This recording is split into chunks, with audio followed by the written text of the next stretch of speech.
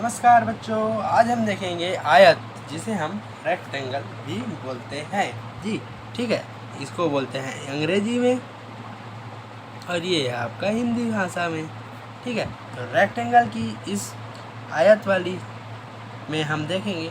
तो हम आज की सेशन में पूरा त्रिभुज ही देखेंगे, चतुर्भुज ही देखेंगे, जिसमें क्या होते हैं, 4 भुजा होते हैं, जैसे ए बी सी डी।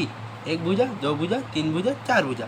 ठीक है, तो आपको यहाँ एक दृश्य दिख रहा होगा, तो इसमें भी आपके कितने भुजा हैं, तो 4 भुजा हैं यहाँ पर भी। तो चारों के 4 भुजा को हम पढ़ेंगे। तो इससे रिलेटेड आपके जो सूत्र भी बनेंगे उनको भी देखेंगे। तो आज की सेशन स्टार्ट करते हैं। तो आज पहला देखते हैं आयत, जिसे रेक्टेंगल बोलते हैं। तो इसमें देखो, तो आपका जो चतुर्भुज है वो क्या है, ए बी सी और डी है, ए बी सी और डी। ठीक है जी। और ये क्या है, एक आयत है। ठीक है, क्योंकि आमने सामने की भुजाएं क्या है, बराबर है। ठीक है, फ्रंट ऑफ द भुजा इज इक्वल। अब यहाँ देखो, तो लंबाई क्या है यहाँ पर, लेंथ क्या है ए, और चौड़ाई क्या है, तो ये है बी। ठीक है जी। इसी प्रकार अगर आपको देखना है तो इसका विकर्ण देखिए। तो विकर्ण जो दिया है, आपका दिया है, क्या दिया है, डी दिया है ना। ये वाला जो है आपका विकर्ण है, ये है आपकी चौड़ाई, ये है आपकी लंबाई। ठीक है, तो यहाँ पर देखो, तो आपको स्पष्ट रूप से दिख रहा होगा कि इसकी विकर्ण की लंबाई क्या हो सकती है। तो विकर्ण की लंबाई देखना है आपको फर्स्ट। ठीक है, फर्स्ट सूत्र देखेंगे। तो यहाँ देखो, तो ये ए है, ये बी है, ये विकर्ण है। तो हमने पाइथागोरस प्रमेय देखा है, और ये वाली जो तीनों हैं, ए बी सी, ये इतना एक त्रिभुज बन रहा है, ये समकोण त्रिभुज बन रही है।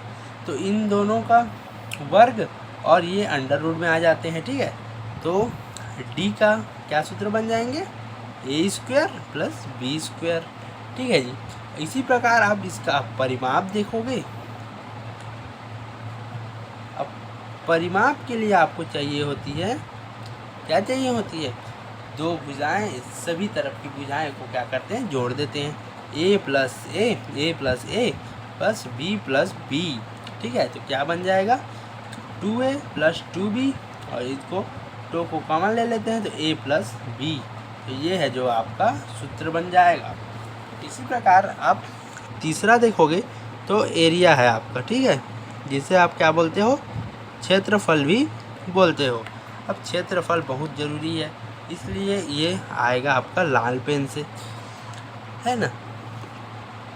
तो एक ठो लंबाई को लीजिए, एक ठो चौड़ाई को, लेंथ एंड चौड़ाई को लेकर इसको क्या करते हैं, हम गुणा कर देते हैं। तो लंबाई गुणा चौड़ाई, ये आपका मिल जाएगा क्या, एरिया। ठीक है जी। इसी प्रकार अब हम आयत का देख चुके, जिसे हम रेक्टेंगल बोलते हैं। अब बढ़ते हैं हम अगली की तरफ। ये देखिए, अब आ गया आपके लिए वर्ग।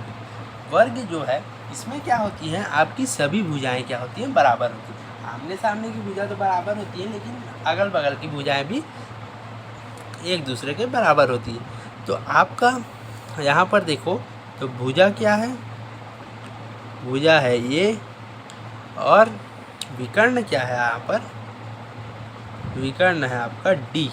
और डी को याद करने के लिए क्या करना पड़ेगा हमें, इसका सूत्र है ए अंडर रूट 2। और ये कैसे आया, तो इसका और इसका स्क्वायर और अंडर रूट होता है। ठीक है, तो ए स्क्वायर प्लस ए स्क्वायर, और इसका कर देते हैं अंडर रूट। तो आपको क्या मिलेगा, इन दोनों में 2a स्क्वायर और अंडर रूट।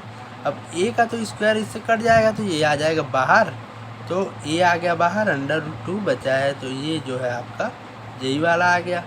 इसलिए ये हो गया आपका क्या, विकर्ण। ठीक है जी। इसी प्रकार अब हम देखते हैं दूसरे को। तो दूसरा है आपका क्या है, वर्ग का परिमाप। अब परिमाप में क्या करना है, हमको चारों भुजाओं को जोड़ देनी है। A plus A plus A plus A equal to हो जाएगा 4a। ठीक है, इसी प्रकार देखो तो ब्लैक से लिखते हैं इसको। ये जो बहुत ज़रूरी है आपके लिए, ये है वर्ग का एरिया, जिसे आप क्या बोलते हो, क्षेत्रफल। ठीक है, पूरे का क्या निकालना है हम, वो क्षेत्रफल। ए बी सी और डी है, ये है आपका ए बी सी और सॉरी डी है होगा आपका क्षेत्रफल। ठीक है जी, तो क्षेत्रफल को लिए एक भुजाएं दूसरे भुजाएं से क्या होती है, गुणा होती है। ए इंटू ए करेंगे तो ए का स्क्वायर लिख सकते हो इसको, तो ये हो गया आपका एरिया। इसी प्रकार अब हम बढ़ते हैं चतुर्भुज की तरफ।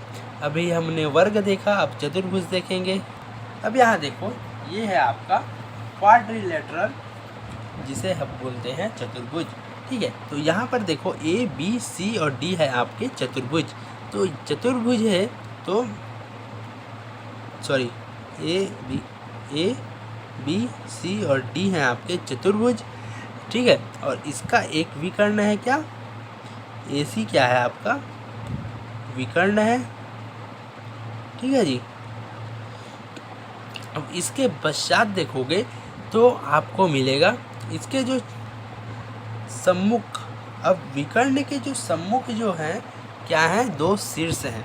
देखो इन लोगों को यहाँ पर कोण भी बनते हैं, लेकिन यहाँ पर जो कोना कोना है उसको शीर्ष भी बोला जाता है। ठीक है जी, तो ए सी के दोनों पक्षों में देखो तो यहाँ पर एक शीर्ष डी है और यहाँ पर देखो तो एक शीर्ष बी है। ठीक है, तो सम्मुख में है मतलब इसके फ्रंट में है।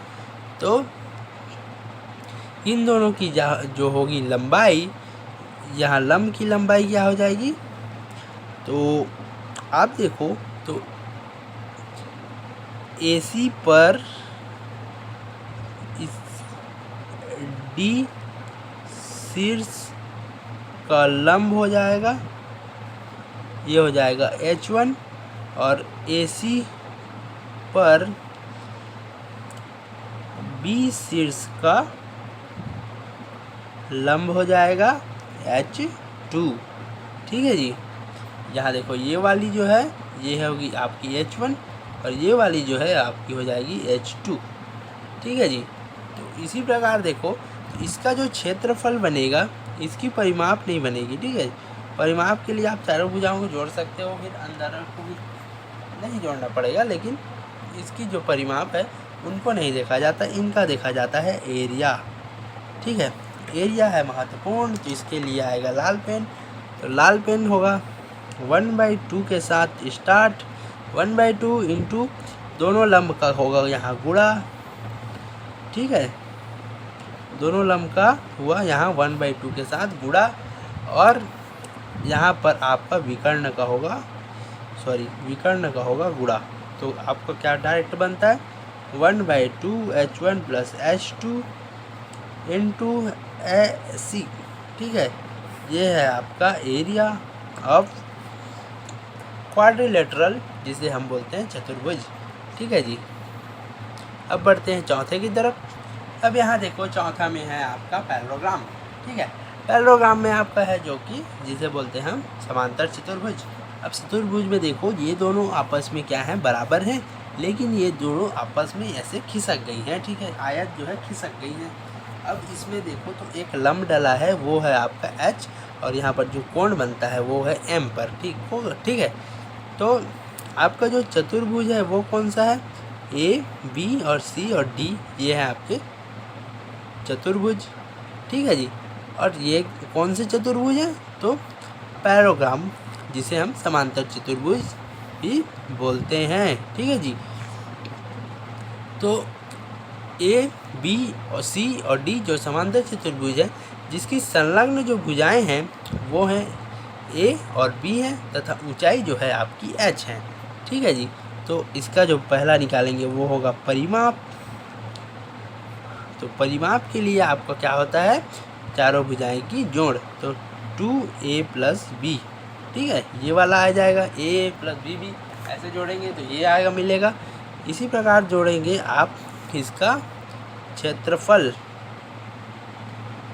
क्षेत्रफल मैं जानता हूँ ये इम्पोर्टेंट है, तो इसको लिखेंगे अलग पेन से। तो ये है आपका आधार आधार आधार गुणा ऊंचाई। ठीक है जी। अब ऊंचाई क्या है, यहाँ पर है h और बेस क्या है आपका a, आधार। ठीक है जी। a गुणा h ये होगा आपका एरिया। ठीक है जी। एरिया बहुत ज़रूरी, क्योंकि काम आता है हर जगह शुरू में ही, इसलिए ज़रूरी। अब यहाँ देखो 5वां में है रोम्बस, जिसे हम बोलते हैं समचतुर्भुज। अब समचतुर्भुज की चारों भुजाएं तो बराबर होती हैं, वर्ग जैसे ही होती हैं चारों भुजाएं, लेकिन ये आपस में क्या होती हैं, थोड़ी सी होती है टिल्टेड, मतलब थोड़ी सी हो जाती है तिरछी। तो तिरछी के लिए क्या बनाते हैं अपन, इसको बोल देते हैं समचतुर्भुज, जिसे बोलते हैं हम रैम्बस। ठीक है। तो ए बी सी और डी हैं आपके चतुर्भुज। ठीक है। और यह एक ऐसा चतुर्भुज है जिसकी सभी भुजाएं तो बराबर हैं, लेकिन विकर्ण बराबर नहीं होते। ठीक है। ये वाली जो विकर्ण और ये वाली विकर्ण आपके अलग अलग हो जाते हैं, इसलिए यहाँ पर विकर्ण की हेरा फेरी हो जाती है। इसके विकर्ण एक दूसरे के समकोण पर समद्विभाजित करते हैं। ठीक है जी। यहाँ पर जो ये एक दूसरे काटते हैं तो ये आपस में 90 डिग्री में काटते हैं। तो समचतुर्भुज की आपका D1 जो है पहला विकर्ण, D2 है वो सेकंड विकर्ण।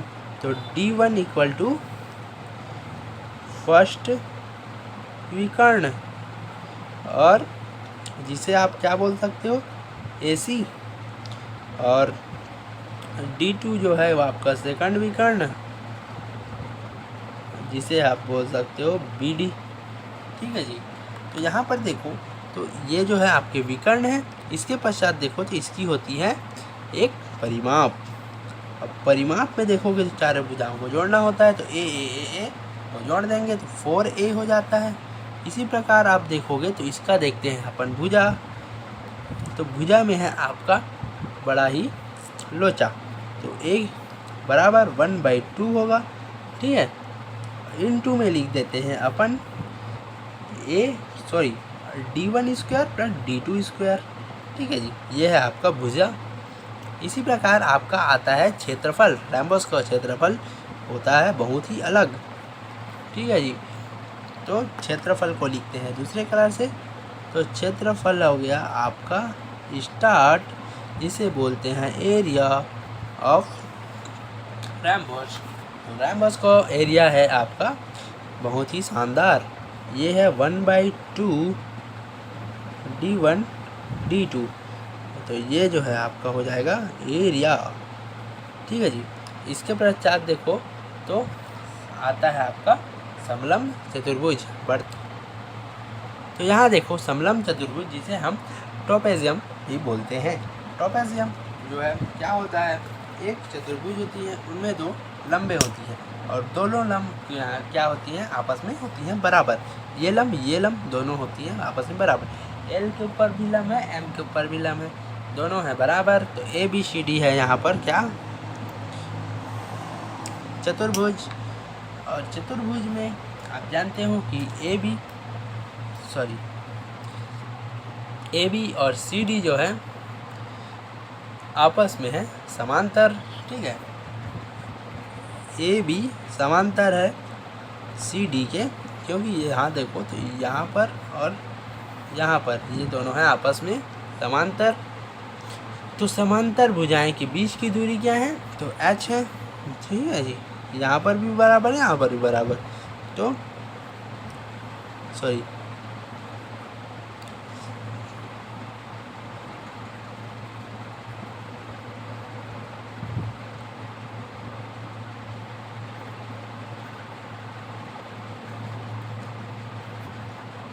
अब समांतर भुजाओं के बीच की दूरी क्या है, तो ये मिलता है आपको h। ठीक है। इसी प्रकार समलंब चतुर्भुज, जिसे हम ट्रैपेज़ियम भी बोलते हैं, इसका होता है एरिया, और एरिया को बोलते हैं अपन क्षेत्रफल। और क्षेत्रफल क्या हो जाता है, बहुत ही अनोखा, ये है आपका 1/2 और यहाँ पर देखो तो समांतर भुजाओं का योग होता है, ठीक है जी। समांतर भुजाओं का योग मतलब दोनों भुजाओं को जोड़ना है, फिर उनके बीच की दूरी को क्या करना है, यहाँ पर गुणा, जिसे हमने h माना है इसका गुणा कर देंगे। तो यहाँ इसको ऐसे इस अनुसार लिखना चाहें तो 1/2 AB प्लस CD और इनटू में हो गया h। ये हो गया आपका एरिया ऑफ ट्रापेजम, ठीक है। तो यहाँ तक आपका देखोगे चतुर्भुज की सारी समस्याएं यहाँ पर आपको दूर हो जाएंगी, क्योंकि ये यहाँ पर ख़त्म, क्योंकि आपके सिर में चला गया है सभी बुद्धि इसका। तो मैं अगली क्लास में आपको इसी की तरह शानदार वीडियो से मिलता हूँ। बढ़ते हैं, तो tata bye bye, see you.